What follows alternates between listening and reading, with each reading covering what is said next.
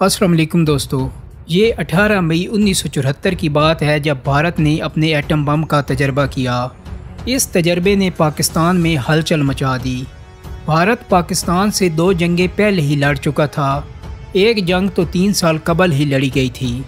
पाकिस्तानी हुक्मरान तबका वाकिफ़ था कि भारत एटम बम बना रहा है, लेकिन फिर भी तजर्बे की खबर उस पर बिजली बन कर गिरी।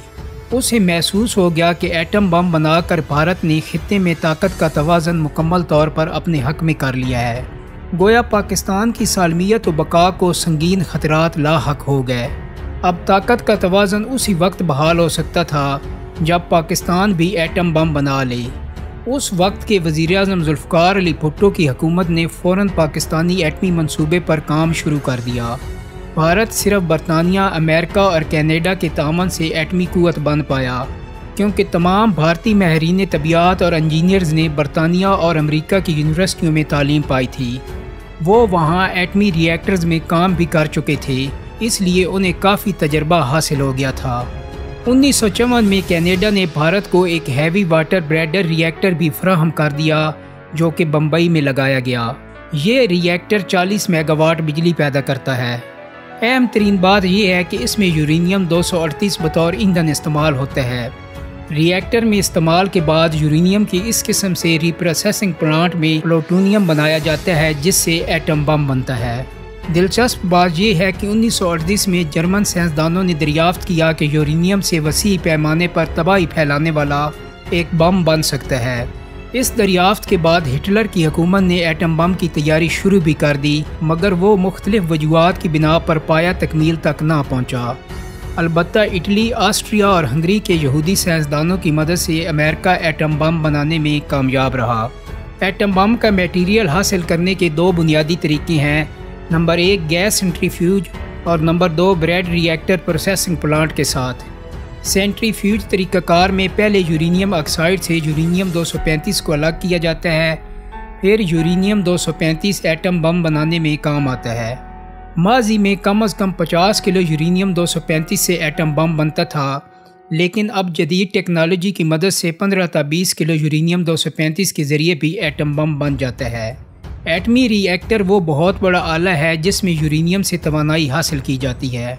एटमी बिजली घर में यही रिएक्टर नस्ब होते हैं। वो जब तवानाई पैदा करें तो इससे टरबाइन्स चलाकर बिजली पैदा की जाती है।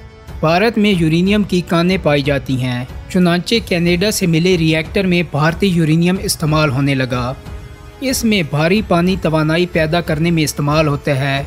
यही भारी पानी भारत को अमेरिका ने फराहम किया। काबिल ज़िक्र बात यह है कि कनाडा और अमेरिका ने बज़ाहिर पुरअमन मकसद के लिए ये रिएक्टर भारत को फराहम किया कि वो इससे बिजली बना सके, लेकिन हकीकत में इसका मकसद भारत को एटमी ताकत बनाना था। इस दावा का सबसे बड़ा सबूत ये है कि इस रिएक्टर में इस्तेमाल शुदा यूरेनियम से प्लूटोनियम बनाने की खातिर रिप्रोसेसिंग प्लांट एक अमरीकी company water corporation of America ने भारत को फराहम किया।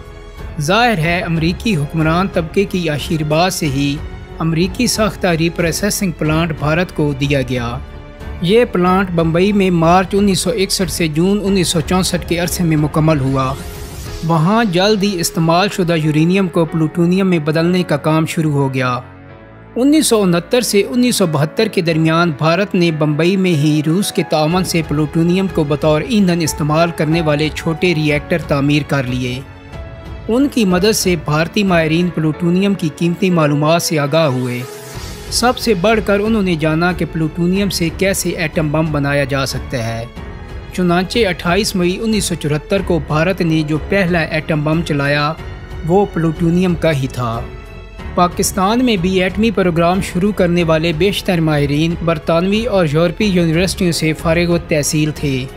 मार्च 1956 में पाकिस्तानी एटमी तवानाई कमीशन का क़याम अमल में आया, जिसके पहले सरबराह नज़ीर अहमद ने कैम्ब्रिज यूनिवर्सिटी से तबियात की तालीम पाई थी।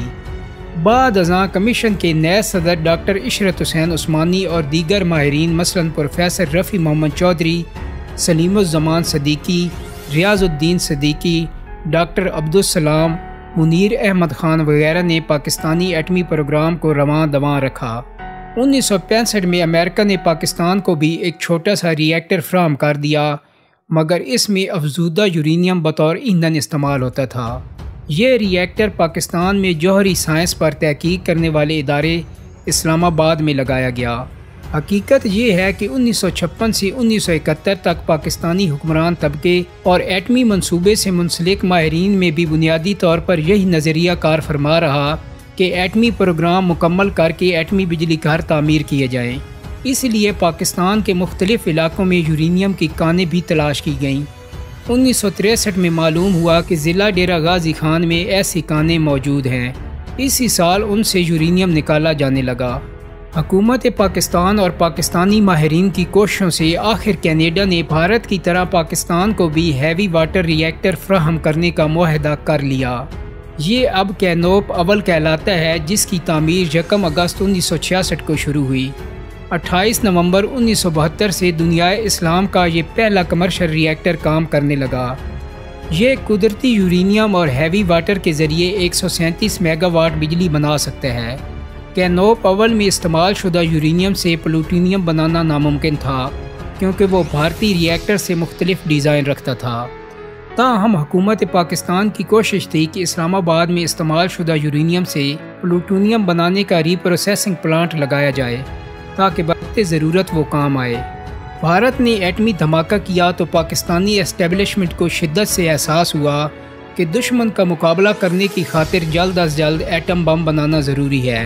سوال یہ تھا کہ ایٹم بم یورینیم 235 سے بنایا جائے یا پلوٹونیم سے۔ 1967 میں پاکستان ایٹمی توانائی کمیشن سے وابستہ جوہری سائنسدانوں اور انجینئرز نے ڈاکٹر سمر مبارک مند، سلطان بشیر الدین اور محمد حفیظ قریشی کی زیر قیادت یورینیم 235 تیار کرنے کے سلسلے میں تجربات کیے، مگر انہیں زیادہ کامیابی نہ ملی، اس لیے یہ راستہ ترک کر دیا گیا۔ جنوری 1972 میں منیر احمد خان پاکستان ایٹمی توانائی کمیشن کے سربراہ بن گئے۔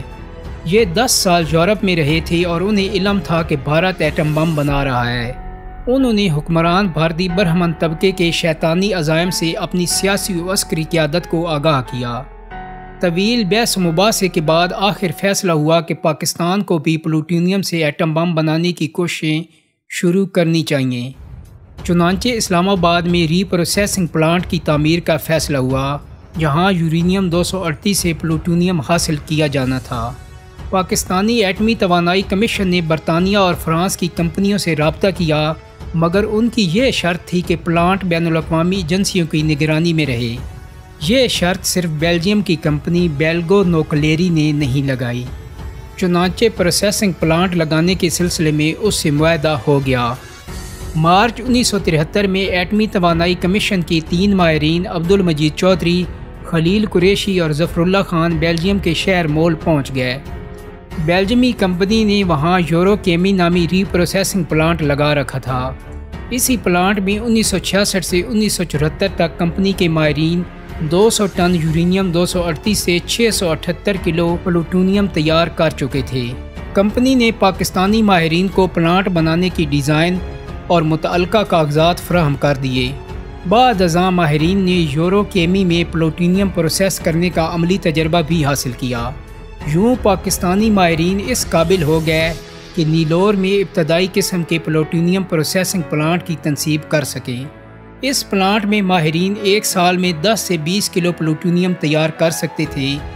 یہ پلوٹونیم 2 ایٹم بم بنانے کے لیے کافی تھا، لیکن پاکستانی حکومت جلد از جلد ایٹم بم بنانا چاہتی تھی۔ بھٹو صاحب اور افواج پاکستان کی قیادت کو پریشانی تھی کہ پلوٹونیم سے ایٹم بم بناتے ہوئے کئی سال لگ جائیں گے۔ اس دوران بھارتی حکمران کوئی بھی بد حرکت کر سکتے تھے۔ تبھی اندھیرے میں ایک کرن جگمگائی